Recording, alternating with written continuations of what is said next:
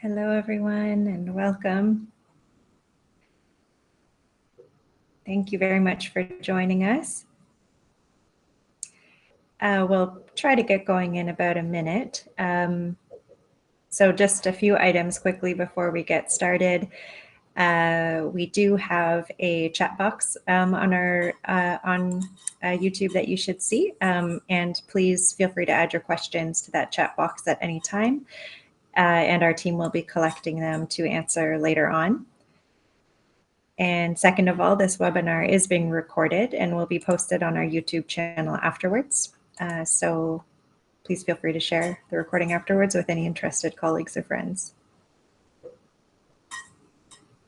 And we'll just get started shortly.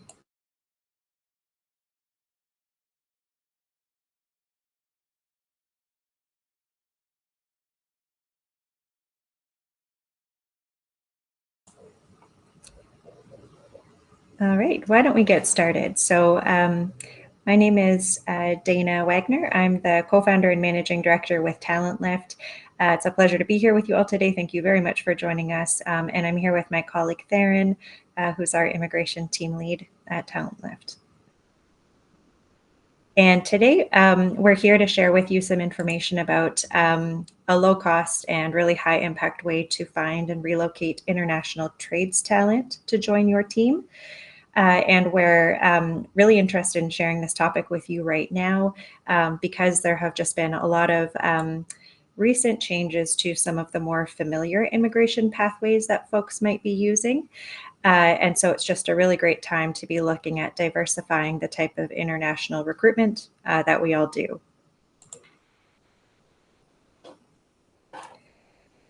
All right, so here's what we'll be covering together today. We'll be sharing a little bit about TalentLift, just to orient you to our work if you're new to TalentLift's work, how it all works with our model. We'll cover a snapshot of construction and manufacturing skills that are open to you. My colleague Theron will take us through the visa pathway that we work under called the Economic Mobility Pathways Pilot, or the EMPP, as well as updated LMIA requirements, as that's one of the main pathways that folks might be using currently for you to consider your different options. We'll just briefly share some of the employer experiences with the teams that have recruited with us. And of course, we'll have some time for Q&A at the end too. So just a reminder to everyone, please do add your questions to the YouTube chat box at any time, and we'll be collecting them all to answer later on during the session.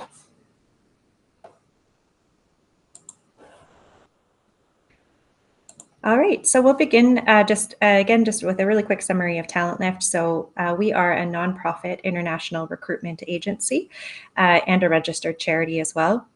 And we support employers across Canada to source talent from within refugee populations. So all the talented candidates who we work with from many different skills backgrounds and work experiences are all currently living in a refugee situation, and they're looking for a secure career and future for themselves and their family. And this is just a really important two-way solution. So we can help to fill skill shortages here in Canada, and by hiring someone, we can help a new colleague to leave a refugee situation at the same time. So it's a really incredible thing to do with your hiring power if you're able to. I'll also note that TalentLift is a partner with the Government of Canada in this work under the visa pathway that my colleague will speak more about. And we also work really closely with the UN Refugee Agency, or the UNHCR, and other nonprofit partners. And here's just a brief overview of how we work. So for employers across Canada, TalentLift provides talent search. And this starts with a job description to help find the right candidates for you. We coordinate remote interviews, and we really lean on our employer partners to do their own screening. So that means that you choose who you want to interview, how you interview, and then who you want to hire. And for those who you do hire, TalentLift also prepares and submits visa applications through our in-house legal team. and we coordinate relocation as well as arrival and settlement. And we do this working really closely with our employer partners because this is pretty awesome to be part of, to welcome someone who's new to the country. And I'll note that we can work with any employer, regardless of size or revenue, in any location outside of Quebec.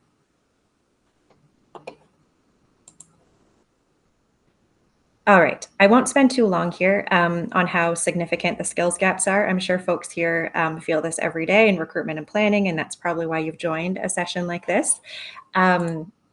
Just one point I will point out here for the manufacturing sector in particular is this point down here that I thought was quite interesting. A 2024 report from the Conference Board of Canada estimated that Canada's GDP would be up to $49 billion larger if there had been no skill shortages over the past 20 years.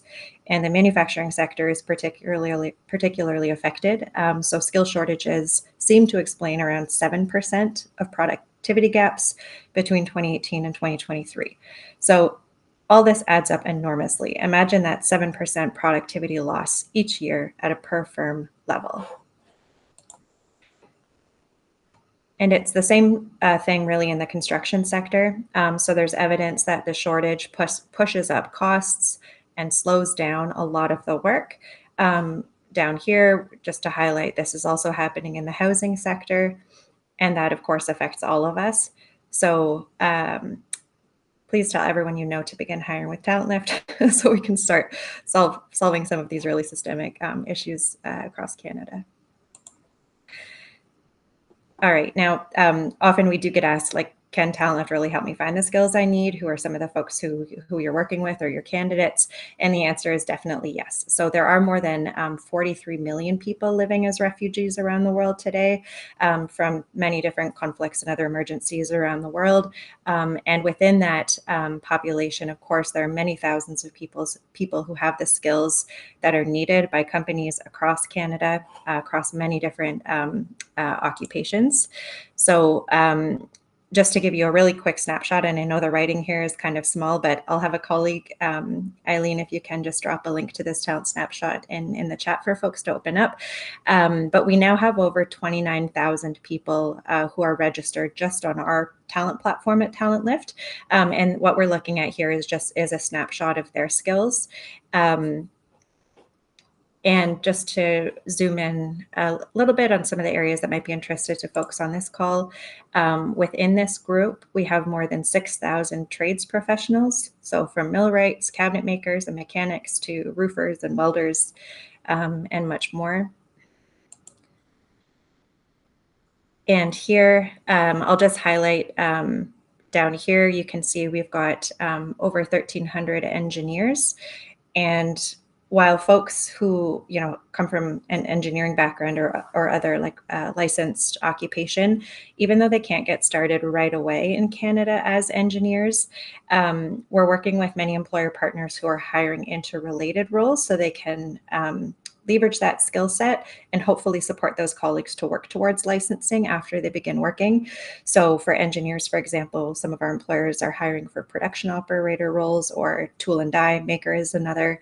Again, where someone can hit the ground, get started at work, and then hopefully work towards their credential.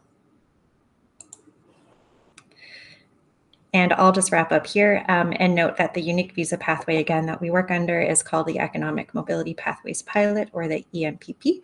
And my colleague Theron is just going to take us through some of the main elements of this, as well as the most common hiring route in Canada, the LMIA and work permit route, to just showcase some of the differences between them.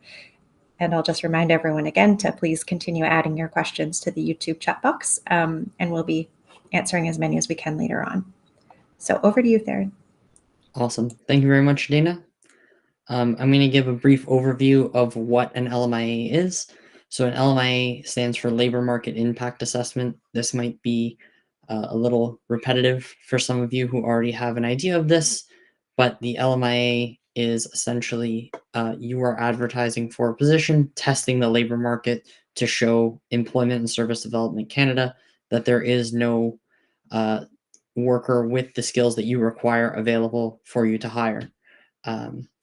So Employment Canada is sort of shifting the needs of what an LMIA is filling, and it's intended to be a temporary stopgap for foreign workers and not adding a permanent individual to your workforce.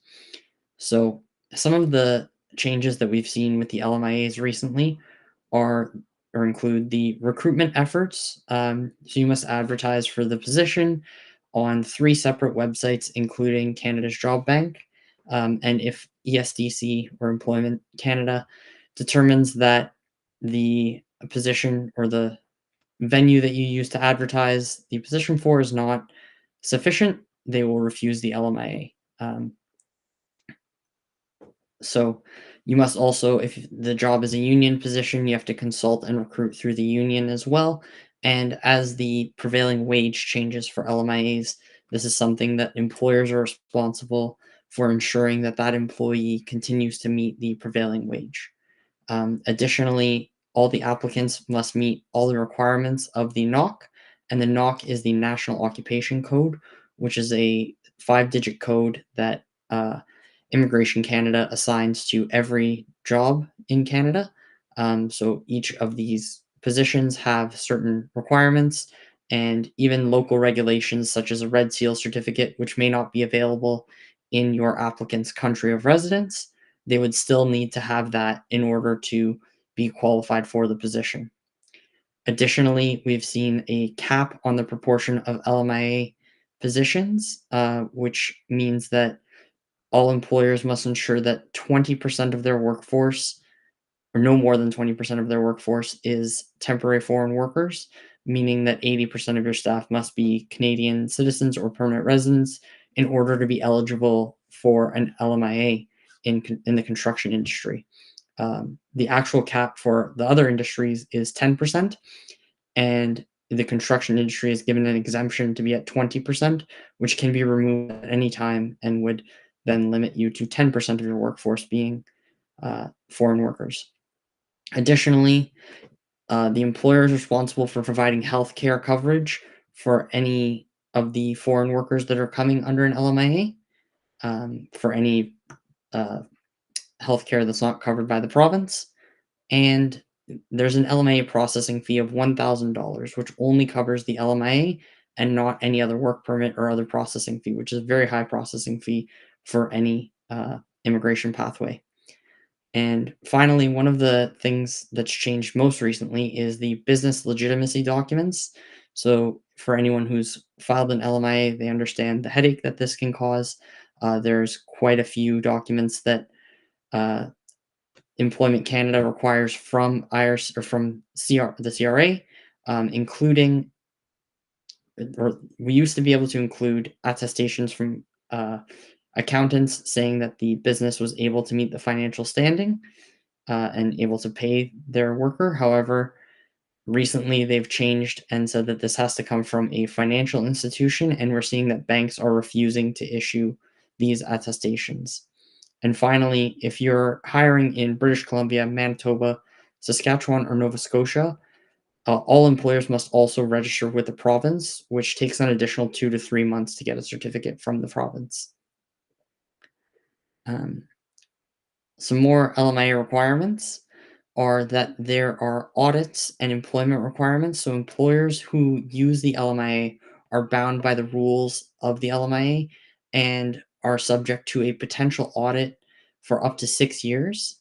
And the penalties for not adhering to the LMIA requirements are fines from $500 up to $100,000 per violation, or you can be banned from using the program in the future. Additionally, we've seen the high wage LMIA increase by 20%, which means that employers have to be paying $34.07 at least to be considered high wage.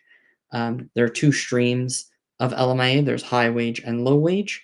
So the high wage has certain requirements, the main one being that high wage that you have to pay. And you have certain benefits to that. One of the benefits is that you would get a 3-year work permit. However, you must also provide a transition plan with those high wage LMIAs, which show the different steps that you will take in order to replace this person with a permanent resident, or uh, ensure that this person qualifies for permanent residency at the end of the 3 years and transitions into a PR, permanent resident position. There are also low wage requirements. So if you're paying less than $34, if you're in an area with greater than 6% unemployment rate, the LMIA will be outright refused. And the maximum work permit period for a low wage LMIA would be 1 year. Um, Additionally, the employer has to pay round trip transportation costs to and from the country of residence for any person who is coming under a low wage. And the employer also has to show that suitable and affordable housing is available for less than 30% of the candidate's pre-tax income.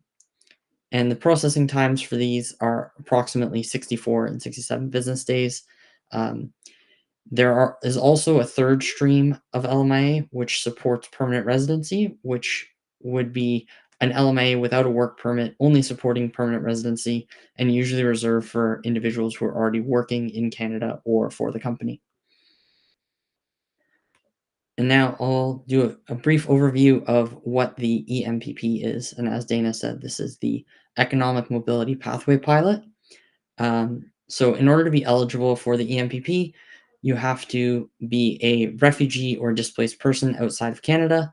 You have to meet the criteria of one of the federal or regional EMPP programs. So there's two different types of EMPP. One is a direct to permanent residency through IRCC, Immigration Canada. The other one would be a provincial nominee. So you would apply to the province first and then apply to the federal government or apply to immigration to have them landed as a permanent resident. But both of these are sort of streamlined pathways for EMPP candidates. They have to be admissible to Canada and intend to reside outside of Quebec. Additionally, there are language testing requirements for the federal EMPP. So all of our candidates will have language skills that are transitional to arrive in Canada. And if you notice, all the photos in our slides here are all TalentLift candidates who we've assisted in the past. Thank you. So why hire through EMPP? The benefits to EMPP are that we have an economic permanent resident pathway. There's no work permits, no work permit renewals, no transition to permanent residency. These candidates are arriving day one as permanent residents of Canada. They will be a permanent member of your workforce, and happy employees we see stay with their employers indefinitely. There's no additional cost down the line to transfer these candidates to be permanent residents. If you do an LMIA in 1 or 3 years, you're worried about renewing that or figuring out what the next step is. You have to worry about their expiry dates on their documents, whereas with a permanent resident, you don't have that. Additionally, you're adding a permanent resident to your workforce, not a temporary foreign worker. So if you did want to pursue an LMA in the future, this would not only not impact the 20% of the cap, it would actually contribute to the 80% of permanent residents that you have. So you would be increasing your workforce, increasing your permanent residents. Additionally, candidates who apply through federal EMPP have certain flexibility with IRCC requirements, such as we are able to apply without, if the candidate does not have a passport or is unable to get certain work experience documents to prove their work experience, we would have some flexibility there. With an LMIA, if they don't have proof that they completed that job or that they have certain education requirements or whatever the NOC might require, then they wouldn't be eligible to apply for that LMIA. Our filing and processing fees are much lower than the LMIA. A lot of these fees are actually waived for our candidates, and there are very minimal immigration processing fees. There's also IRCC, Immigration Canada has committed to a 6-month processing time to process the permanent residency, which, for those of you who are aware of Immigration Canada's processing times, 6 months for a permanent resident is incredibly fast. And finally, there are low interest loans available to our candidates to assist them with their initial settlement costs, such as their flight to Canada, a car rental, cars or purchasing a car or renting their first apartment in Canada, there's all these benefits available to them. And I will pass it back to Dana. Great, thank you, Theron. Oops, did you want to speak to that for a minute? Yes, so apologies. So this was a little bit of the why we want to hire under EMPP. And the main thing is that I want to point out here is, again, you have a permanent resident versus a temporary resident. The wage, you're not restricted or bound to a certain wage based on what Employment Canada determines to be a prevailing wage. We're bound by just paying a fair wage for our candidates. You can apply for an LMIA under any position, whereas LMIAs, there are certain positions that are restricted.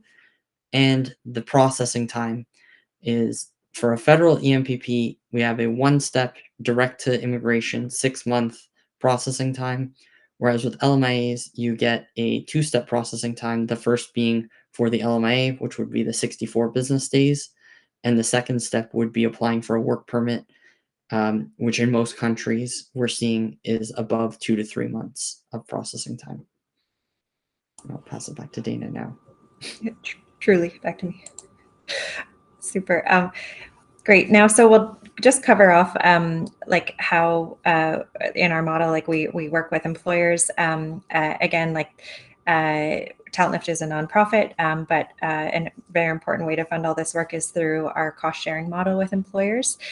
So we ask our employer partners to pay a flat fee, and we've deliberately priced this at the lower end of the market so that we can cover off the some of the direct visa fees. So Theron mentioned that some fees are waived under the EMPP, but others are not. So we do ask employers to cover those so that candidates are not out of pocket before arrival. This fee also covers transitional housing on arrival, which is very important because, again, folks coming really from any situation, but of course from a refugee situation, will need that first place where they're staying in Canada while they're looking for rental homes. So again, that's all encompassing. And then a portion of this fee goes right back into TalentLift's nonprofit operating costs. So we hope you can feel very good about where your money is going. And we do have two different price points. One is a flat fee of $8,000 per candidate hired for small employers, which we consider to be have a workforce of less than 100.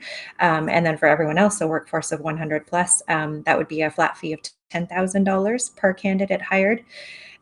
Importantly, we don't charge this upfront. We charge this only at the point where an employer has interviewed and decided who they want to hire. So at the point where you issue a job offer, that's when some of the costs actually begin to kick in on the visa side.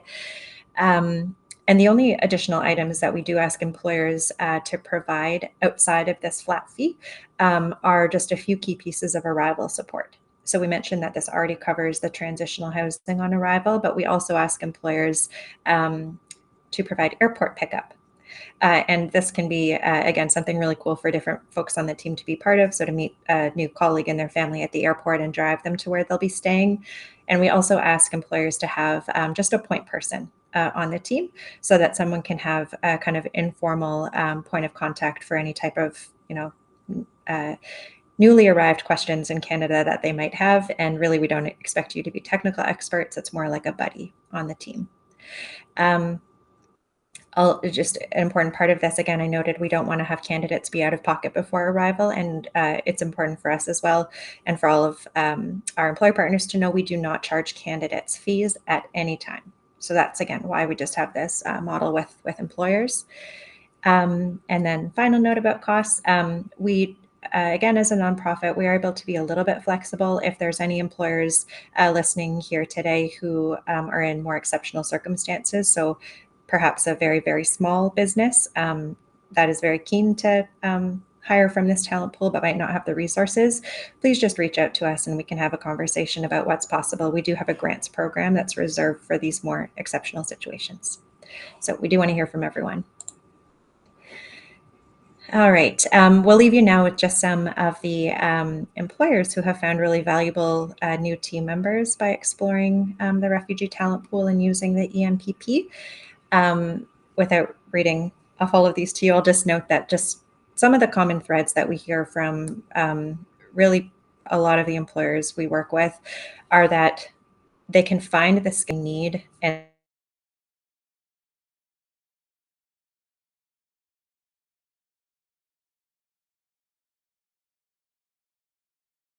you want to be sure that you can find those skills, and that comes across really clearly in the feedback we get. And then secondly, again, really importantly, I think across all the teams that we work with, is just this incredible uh, feeling and belief that they've had this really incredible impact in the life of a new colleague and their family. And that is just really energizing, kind of all the way from the president, CEO level, all the way down to folks across HR, colleagues on the shop floor. It's really energizing for whole teams to just know that the company is behind such a positive initiative. And you can check out our site. It just has some of these video testimonials. Again, I won't read these out, but I like this slide because the 3 companies featured here have all continued recruitment with TalentLift, which is just the best sign that we're doing really good work, that the caliber of candidates is just so strong, and everyone has really good experiences after arrival. All right, and with that, thank you again so much, everyone, for being here and for your time. We do have some time now to take some questions. So I hope everyone has been adding their questions into the chat box as we've been going. I will just stop sharing my screen so that my colleague Theron and I can answer some questions together. And I will maybe just answer one off the top about if the session is being recorded and if it will be shared. And the answer is yes. So we have been recording the session, and it will be available on our YouTube channel, and we'll also just be sending out a follow-up email to everyone who registered. So you will have that recording available to you. I can handle the next 2 if you'd like, Dana. Sure. If you want to read out the question too, Theron, that'd be great. The next question was, is there a restriction on the number of people that I can hire under EMPP? And the answer to that is no, within reason. If you're hiring your entire staff under federal EMPP, we would need to explain that to Immigration Canada. But there is no restriction or cap on that number. It's just something that we would need to ensure we're following up with to ensure that there's a business need that we can explain. Additionally, the next question was, if I have an active EMPP or active LMIA and I hire people under EMPP, does this impact my LMIA at all? And the answer to that question is no, it does not impact the LMIA. However, as I mentioned before, it does add a new permanent resident to your staff. And if the EMPP application is processed first, it would then increase the number of permanent resident staff you have, which would impact your cap for an LMIA in the future. And Super. Thanks, Theron. Do you want to take the next one too?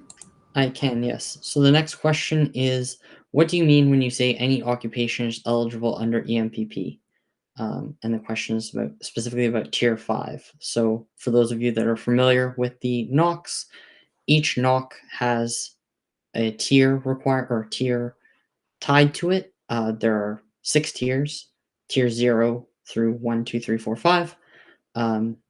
Every NOC fits into a tier. 5 is the lowest tier. And yes, tier 5 tier 5 NOCs are eligible for federal EMPP as well. Super. There's another question about hiring for a very specific skill set, and if there's any way to see the talent pool, or I suppose test before an employer might commit to hiring or to the process. Yeah, we do have a number of really unique job positions that we're supporting employers to help to fill. And I mentioned that we have now over 29,000 people who are registered directly with TalentLift. So it's very rare that we're not able to find folks to meet a specific job description. However, just to share with you what we do in cases of, say, like a very unique job description where it might be a little bit more difficult to find the right skill set. TalentLift begins by looking at our database, but we also can have a much broader reach because we work with so many partners globally. So we do work with the UN Refugee Agency and other nonprofits who are able to support a much broader talent search for really unique roles.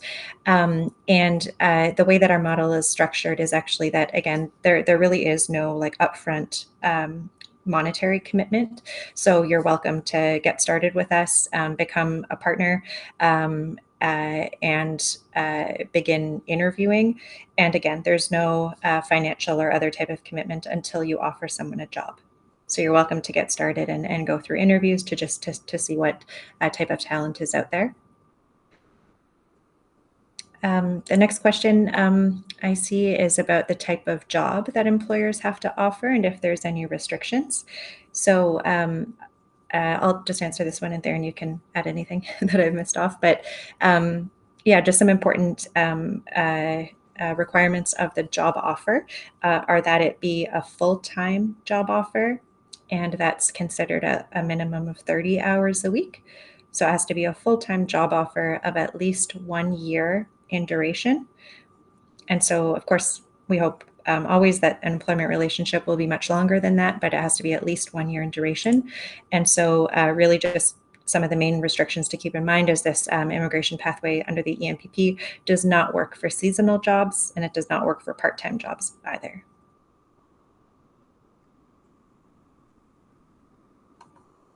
All right. And there's another question that came up. I'm not sure if this is from an employer, possibly a candidate who's joining the call, but it's a great question about if TalentLift works with people from certain parts of the world, in this case, like folks who are living as refugees in Egypt. And the answer is yes. So our talent pool, who we will consider a TalentLift candidate, is basically anyone who's living in a refugee situation outside their country of birth or citizenship, including stateless folks. And they have to be living outside of Canada as well. But beyond that, we'll work with folks who are living really in any country in that type of refugee situation, which is great for individuals, but really exciting for employers too, that it's such a diverse and really broad talent pool that's available.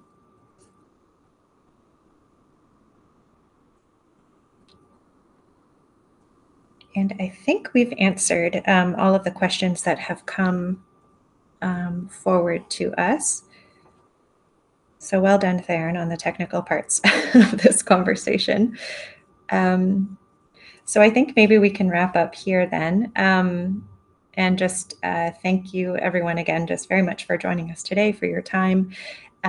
We hope this was helpful to everyone, and we will be following up and sending a quick thank you email to everyone with a recording of this session. So we hope you'll just spread the word and share it with anyone on your team or in your network who might be interested in this really important hiring initiative. Thank you.